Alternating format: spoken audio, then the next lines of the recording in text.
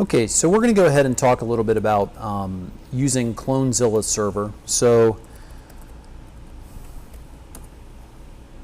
got Clonezilla, right? And we already went through the videos about making the bootable USB and how to get a computer ready. Okay, so now essentially what we have here, I just want to talk a little bit about the setup. So basically what we have is we have a computer that we want to image, right? A desktop or laptop or whatever it is we want to image, connected to a switch, okay? Now this switch is just a regular switch, right? It's not a router, it's not a hub, it's not anything, it's just a switch, right? So in this case it's a gigabit switch, looks something like this, right? So we have a server we want to, or sorry, we have the computer we want to image hooked up with Ethernet, right, to this gigabit switch, and then we have a laptop hooked into the same switch, okay?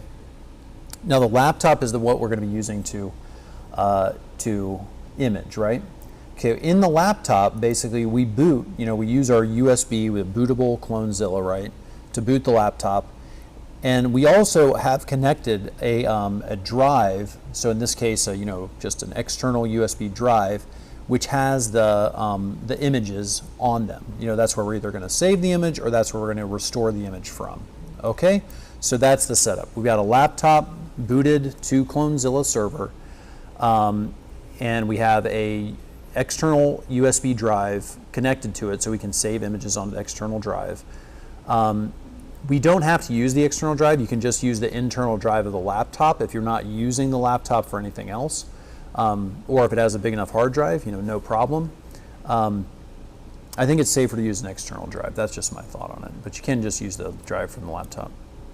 Okay, or any computer. You can basically just boot any computer. If you have a LAN, you can just boot any computer on the LAN, the local area network, into Clonezilla, and then basically use that to serve up your images, and then basically plug in the external drive in and save the image on the external drive if you want. So there are a lot of different ways to do it. But this method that I'm showing right now, you need at least two computers. One computer that is the Clonezilla server, and one computer that you're going to pull the image off of. Okay? All right. So what we're going to do here is that using Clonezilla server, all the options are done in the server itself. Okay, so really all that happens on the client is the client just boots automatically. So once we do this whole process here, we're going to get the server set up, and then essentially you just turn on the client, right? Turn on the computer you're cloning, and either an image is pulled from it or an image is put on it. Okay, that's the theory. Now what you don't want to have is you don't want to have any other computers able to reach this Clonezilla server. So once we turn on the Clonezilla server, basically it's going to be serving up the cloning. It's going to automatically clone any computer that hooks up to it. So you have to be pretty careful. So you want to use your switch, right, and connect all the computers you're going to clone and the Clonezilla server up to that switch.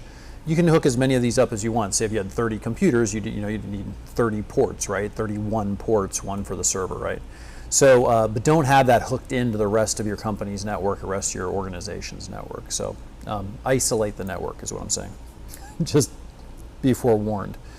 The reason for that is that Clonezilla, given the options, what it will do is it will essentially, in some cases, if you put in the right set of options, it will erase the computer on boot. So essentially, it won't erase the computer, but it will make the computer not bootable. Okay, immediately. Okay, so essentially, if you hook this Clonezilla server up to a LAN, every computer that turns on that's set to boot from the network will load and will immediately be erased. So just word to the wise, don't hook this into your LAN. Okay, don't just hook it into a port on the wall of your office. Okay.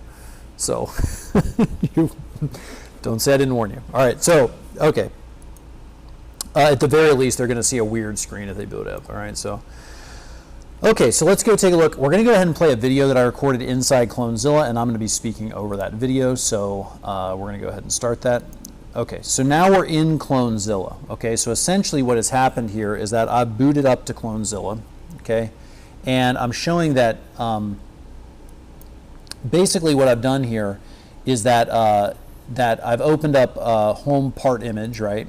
Okay, and you see that there's nothing in you see that there's nothing in home part image. Okay, now when I open up the file manager, I'm just going to rewind here. When I open up the file manager here on the bottom, you'll notice I'll click on the bottom of the screen here.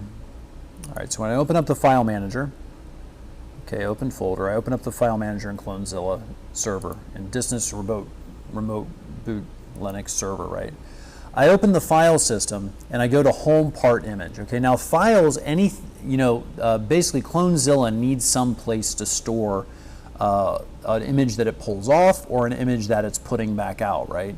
So the very first thing we have to do here is we have to mount the USB drive or your local hard drive onto this mount point, home part image, okay? So that's the very first thing we're going to do here. So I'm showing you in this right here, there's nothing in home part image right now, and now we're going to go mount the USB drive so that it logically for the Clonezilla, the USB drive is home part image, okay? All right, so here we go. We open up the terminal. And the first thing we're doing is going to take a look at the drives that are available on the computer. So we're going to go ahead and click the terminal, and we're going to type in sudo fdisk-l, okay, and we get this listing of drives here. So I scroll up. So SD1, SDA1, 2, and 5, those are all the installed hard drives on the computer. Usually they show up first, okay? So you'll notice that the 1, 2, and 5 represent the partitions, right? And we can look at the size here, 457.9 gigabytes, right? That's obviously the biggest part of the drive. That's the main partition. The other two are like boot partitions and I think a swap partition. So you would ignore those. The only one if you wanted to save or get, files off of your hard drive, you'd choose dev SDA1. Okay, we're not going to do that, right? Okay, and also note that that the files are stored at the root of the drive. Okay, so we're just going to mount the drive itself, right? The partition, not the drive, but the partition itself. So the files would be at the root of the drive. They're not in any folders, basically. They're at the very, you plug in the drive, they're not in a folder, they're just directly onto the drive there. Okay, well the Clonezilla files are in a folder, but the Clonezilla folder is at the root of the drive. Okay, you'll see in just a second. All right. Okay, so we're going to go ahead, and so now here we go. Now, SDB1 and 2, this is the USB that we're booted off of. Now, the way that I showed you how to do it was to boot from RAM, so you can actually remove this USB drive. In that case, your USB hard drive that you're actually saving the files to might show up as SDB, okay? But in this case, this is the boot USB, like the live Clonezilla USB. Notice it's only 30 gigabytes, right? Okay. Okay, now here's the next one. So this is the USB hard drive that we have, 698.7 gigabytes. It's dev SDC1. Okay, so notice the size. This is where the Clonezilla images are stored and where we want to store any new Clonezilla images. So we're going to go ahead and click play. We just need that dev SDC1. That's all we did on that one, on that command. Okay, so now we're going to mount it. Okay, so now we have sudo mount dev SDC1, and we're going to mount that to home part image, right? Notice image has no E on it. Okay, so that worked just fine. And now we're going to demo that, hey, look, if we refresh it, okay, so now what we have here is we have these two folders here. Those are the names of the images that I've taken before from Clonezilla. Okay, so that 2016, 9, 06, 07. That basically contains, that is a Clonezilla image. Okay, inside there are all the files. You want to just move the whole folder, or don't mess with anything inside the folder. Okay. All right, so now that it is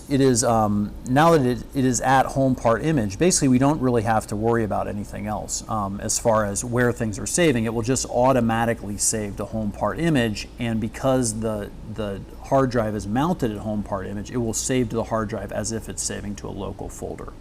All right, so let's go. Okay, so we're ready to start imaging. If you notice, we clicked.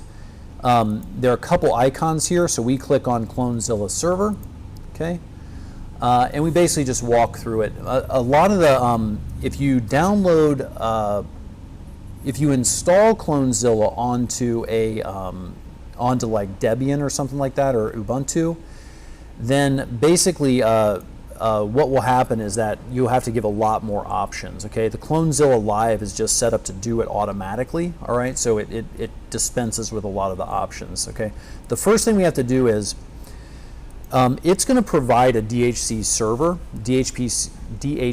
server. Okay, so if your network, say that you didn't use a switch, you used a router, okay, to set up your network, or you have another computer set up to provide networking on your local network that you're using to clone, then you could maybe use DHCP. Okay, if you don't though, if you just have a bunch of lab computers and you don't know that you've set up a DHCP server, okay, assume that you don't have one, okay, if you're on an isolated LAN and you're using a switch.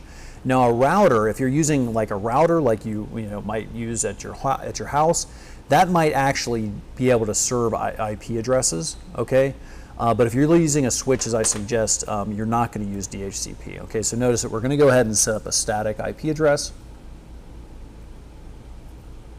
Okay, 192.168.1, and there we have it, 254. Okay, so that's the IP address. It's the classic, okay?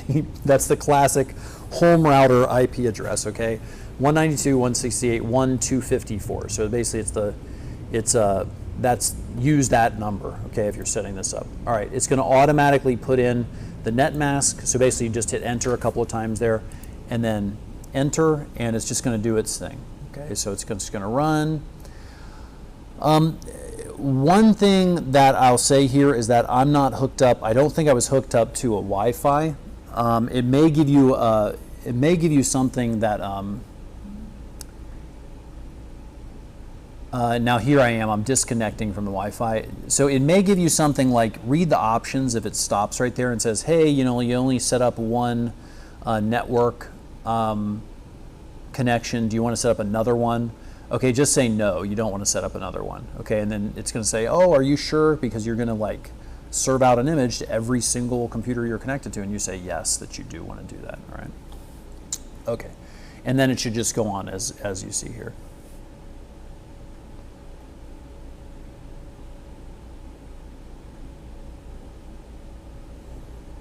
Okay, so this is now it's setting up all the it provides a space for 100 clients basically. So in theory you could set up 100 computers at one time, or clone 100 computers at a time. I'm not sure if that would actually work. I've had good luck up to like 25 maybe.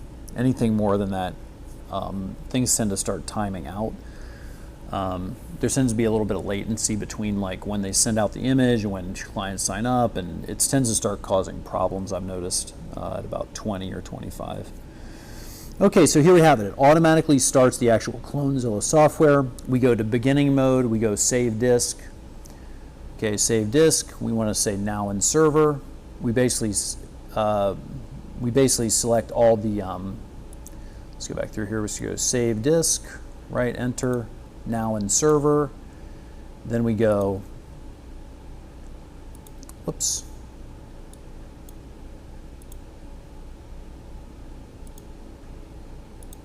went a little bit faster. Beginning mode, save disk, now in server, and then we just accept the defaults from there on out. So, okay, skip checking and repairing. That takes a long time if you do that. Okay, just to let you know, you can check it, but it takes a while. Okay, this one, no skip the checking. Unless you know you've had problems or you've tried it like the second time. If you have problems, then maybe check it the next time. Okay, and then you're going to choose. I really suggest you power off. If you reboot, you definitely need to know what's going to happen when you reboot. Sometimes I've had the case where clients will reboot and then they'll reconnect to the Clonezilla server. So unless you're going to be like right there next to them while they do it, choose power off. Okay, that last part right here, this is a little bit of an issue. So if, okay, right here. So basically, note this note. For FAT32 image repository, the number should be no larger than 4,096. So basically what it's saying here is that if you're using FAT32, you can't put a giant number, okay? So if you put a giant number, basically that will just give you one giant image file, which is great, okay, which is great if you can handle that. If your file system can handle that and you can move things around, that's fine. I suggest just leave it the default. It works just fine and you won't run into problems. So, okay, hit enter and it's going to start going. And so basically at this point, we hit enter again. This is where I always forget. I forget to hit the last enter. So we hit enter and that's it. So basically then you just leave this open. So at this point you leave it open. Clonezilla is now running on the server. And you go start your client, and so since we are I switched Windows on you there.